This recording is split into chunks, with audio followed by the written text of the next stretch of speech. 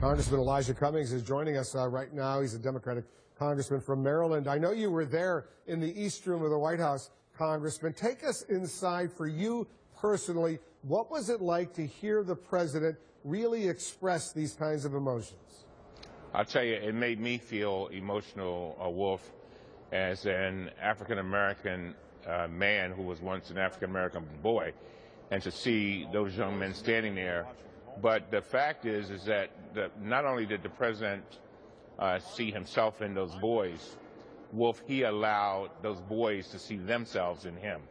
And that is very, very critical. And that's the part that's been missing. We've got a president who has been elevated to where he is, but a lot of those young boys probably felt at some time that this was unreachable.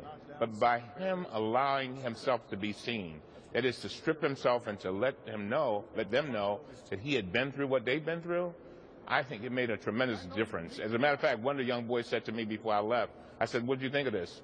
He said, "You know, I realized the president is just like me."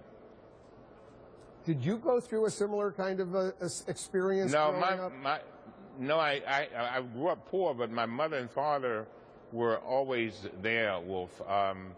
But at the same time, most of the young men in my neighborhood, the fathers were not there, or they, just went through a lot. And as a matter of fact, most of the people that I grew up with either didn't live very long, or they ended up in prison, just very difficult situations. And so the African American boys need to have a sense of hope.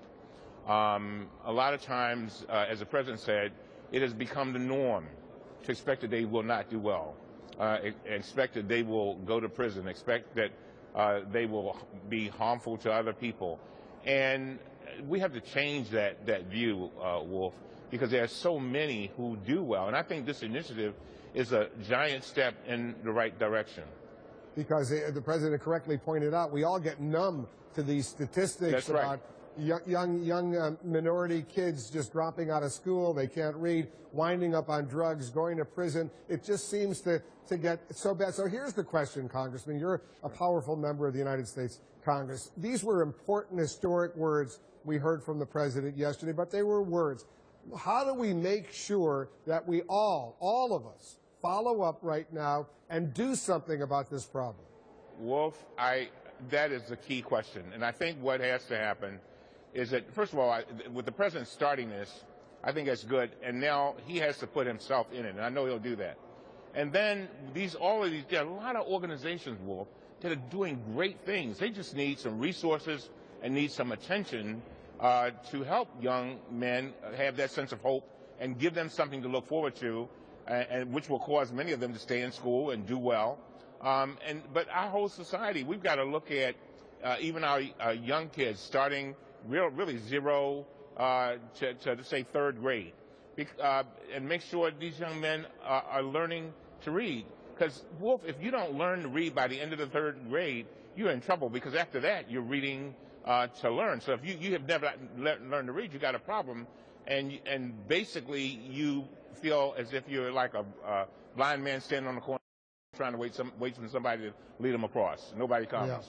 And so the challenge is enormous for all of us. There's a lot of work here to do, but I applaud the president for what he's done. And the other thing, Wolf, that I saw Trayvon Martin's mother and father. They were sitting there, and I imagine they had the same feeling that I had when I saw all those young men. I thought about my nephew, who was tragically killed. And you just want to say, I want to embrace these boys, because I want them not to go through what my nephew and what Trayvon Martin went through, and want to lift them up so that they can be all that God meant for them to be. Yep, and that gets very emotional, I must say.